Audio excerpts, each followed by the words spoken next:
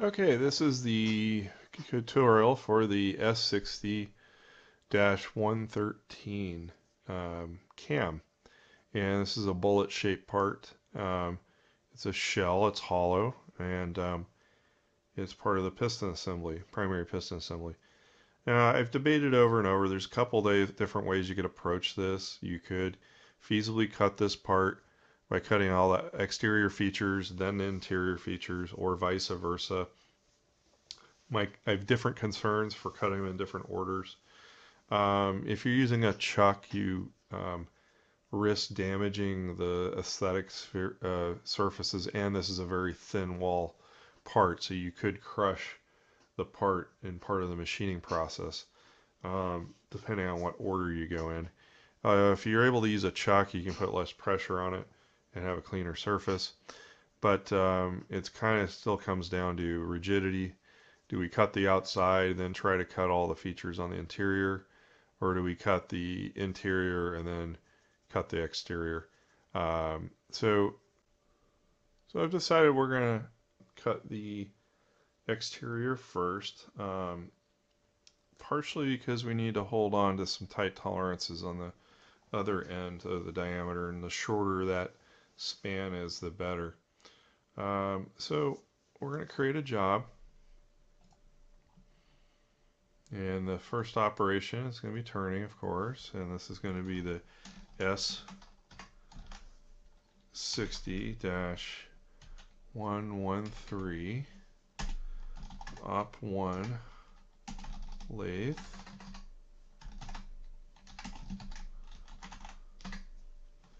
Okay, and instead of a relative size box, we're going cylindrical. We need to scroll down and set what our orientation of the stock is. So we're going to use Z and X axis, and we're going to select the rim of our part, and it's still going to be, we're going to make the end of this, our origin point is actually model front instead of stock front. And we're going to scroll back, and on our sides, so our radial offset is going to be, we have a 512 thousandths finished diameter, but the next bar size is 5/8. So if we put in parentheses 5 divided by 8, and then we minus 0.512 from it, and we put a bracket, and then we divide that by 2, we should get the proper amount of diameter difference between our finished part and the bar we're going to use, which should be 56 thousandths 5/10. Then on the front side, we're going to add 0.1, add 0.01 of material on our front side. Make sure we remove that. And on the back side, we're going to add 2 inches like we have been, because it's cut from a big bar. But the amount that's in the chuck is going to be 1.6. Our program name is going to be 113.1, because that's our first program for the 113 part. Our program comment is going to be S60-113 Op1 for the lathe.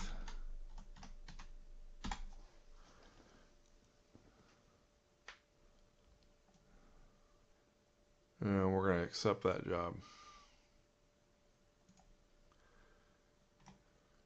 Okay, so there's our stock. We're going to rename the job S60-113 Op1 lathe. So what we're going to do is we're going to use a turning. We're going to turn a profile. Okay, so we're going to do a turning operation, and we're going to select from our library our turning tool. And then we're going to go to our confinement, and I think we're going to just leave that alone. And we'll go to our diameters. And we're going to leave these all at default except for we're going to put to origin on our smaller diameter, because we're going to go all the way to origin here. We pick our tools, and we're going to leave all this at default except for we're going to check a few boxes here. So we want to do one finish pass, but we want to leave a lot less for that finish pass to remove. Let's only remove 10 thousandths of that last finish pass. And we're going to check the smoothing box, which increases the tolerance on the finish passes. We want our compensation on wear, which allows our machinist to make compensation in the machine. Okay, we go to our next tab, and we're going to leave this at default unless I see something I really don't like. And let's hit accept. So we have a series of rough cuts taken off the corner here, and then we get down to a final finish cut. So we're going to end up with 2 rough cuts and a finish cut, taking off 10 thousandths at the end. Alright, so let's take a look at what that actually looks like. So we highlight our op, and we're going to do a stock simulation.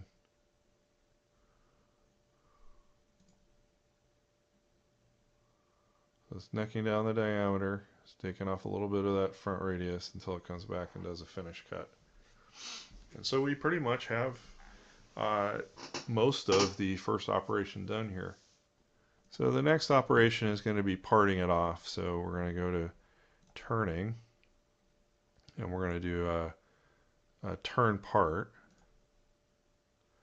Okay, and it's going to go off the back of the part. We're going to pick our tool 1 from our library that we've been using for everything. And that's going to part off the back of our material. Don't need to do anything on the second tab. For our diameters, we should leave everything at default. And we are going to go to absolute origin, because our minor diameter of the model is not machined yet, so it's not actually hollow. We're getting a solid slug here. And then we want to go past that by 0.01, well, 10 thousandths, so that way we make sure we clean that off. Okay, and then we go to the next tab, leave this all at default, and then leave this at default. Hit accept. Okay, so again, if we were to stock simulate this, this is what we've got so far.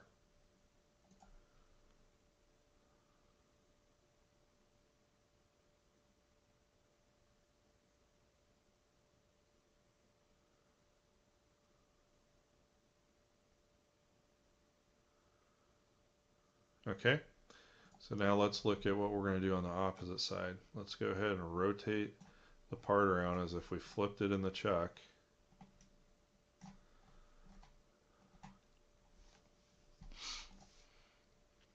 And we don't need any of the routines we used on the first side. So what we're going to do is we're going to just create a new job.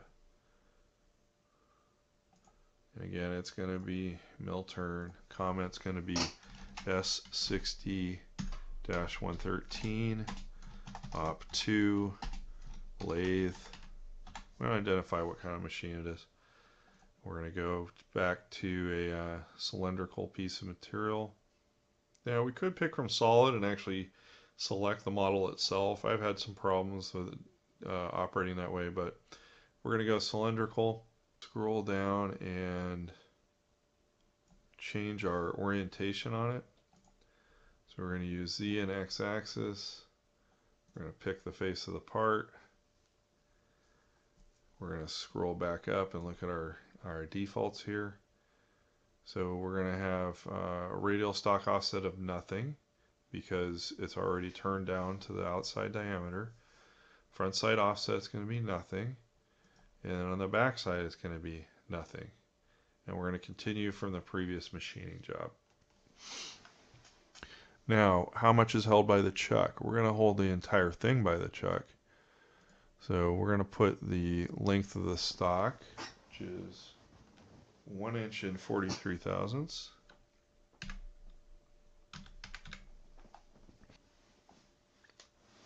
Okay, we might not want all of it embedded in the stock. Let's say, we'll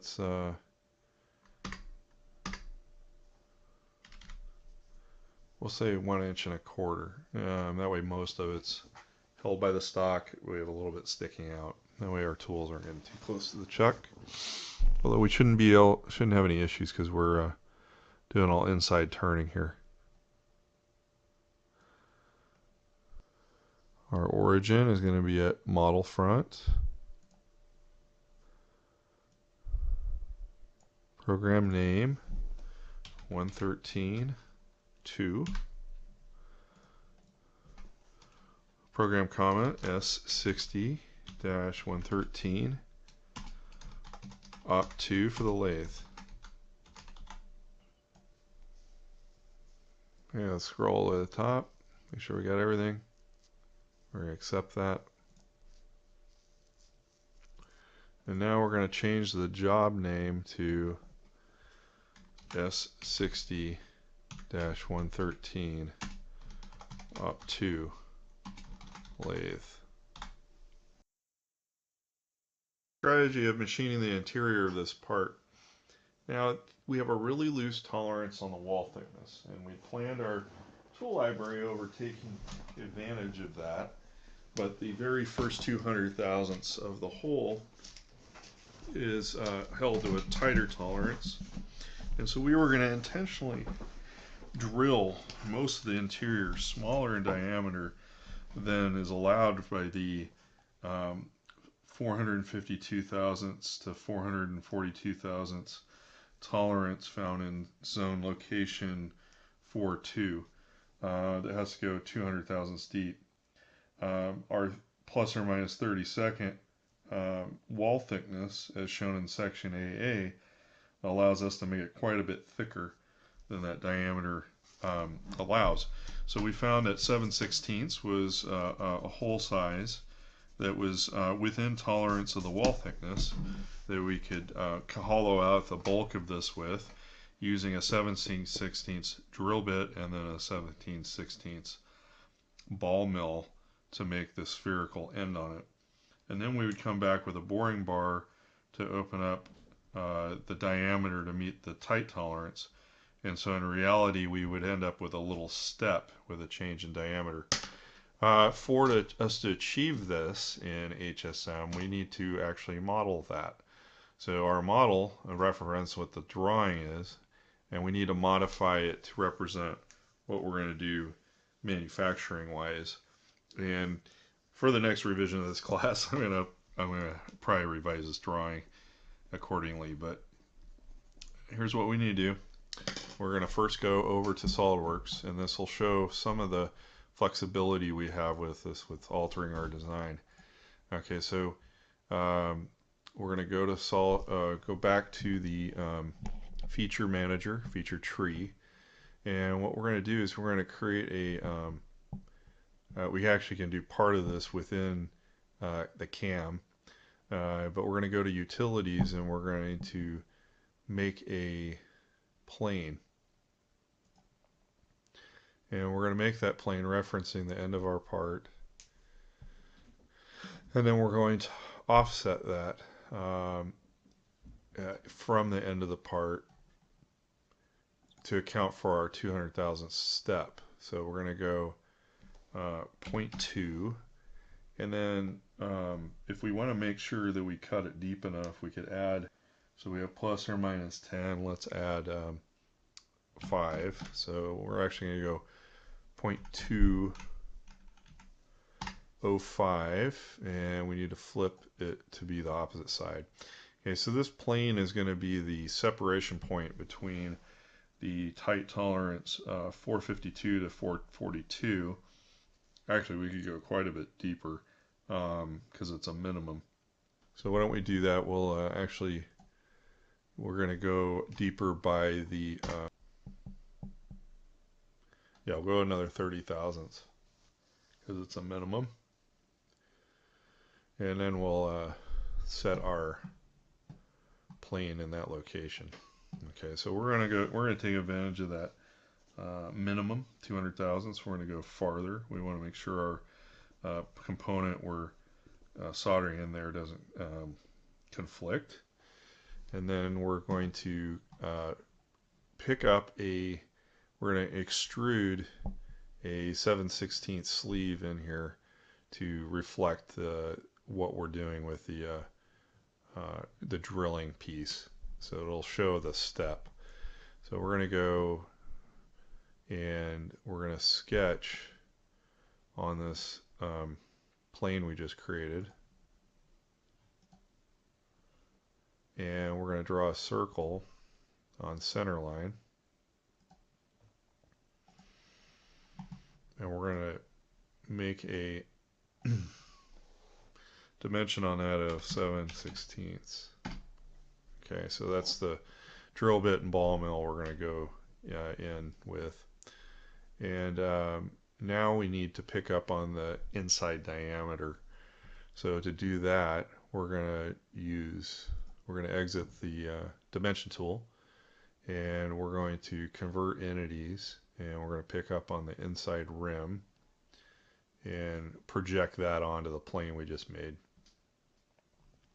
Now we can take this, what we just created, and go to features and extrude a base feature, and we're going to reverse the direction of that.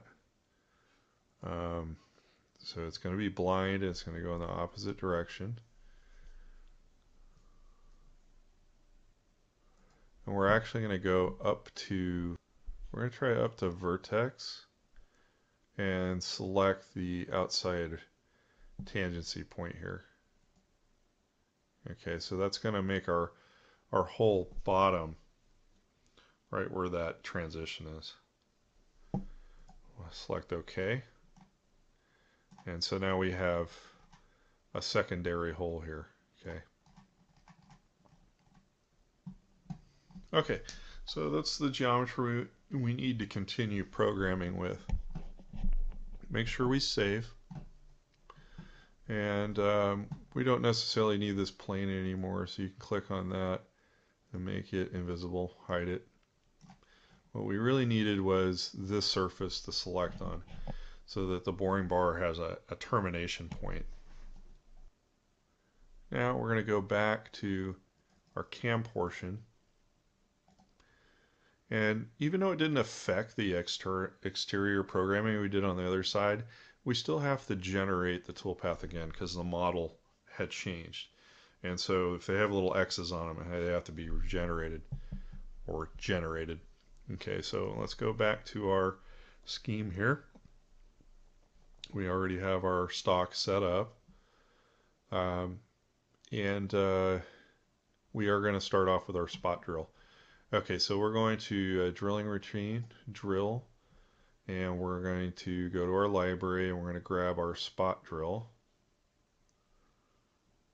which is tool number 2. Okay, and we're going to keep our RPMs and whatnot, and we're going to select the hole that we're spot drilling. So we're really only spot drilling the beginning of this. We don't need to worry about what's beyond it because the spot drill is not going to go that deep. Okay, and then we're going to set our heights. We're going to leave these all at default. But we do want to calculate, we do want to change from the bottom condition is actually going to be from the top of the hole. Okay, so we're selecting the top of the hole, and we're going to tell it how deep we're going to go. So we have an inside diameter of 452 at the highest. We want to take that amount. So if we make it 452 depth, and we want to add a 5/1000 chamfer on that, we would make that 462, and then we divide that in half, and we need to make that a negative number. And that should give us our our resultant.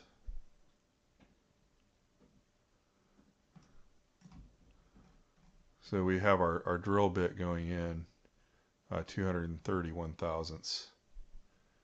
Let's accept that. And I got my view a little wonky, so hang on here a sec. All right. So far we got a deep countersink that's going to put a little chamfer on the leading edge of the hole. Okay. Only 5 thousandths. Okay, so we're going to change the description of this to spot drill. Okay. Now we're going to move on to our next drill bit.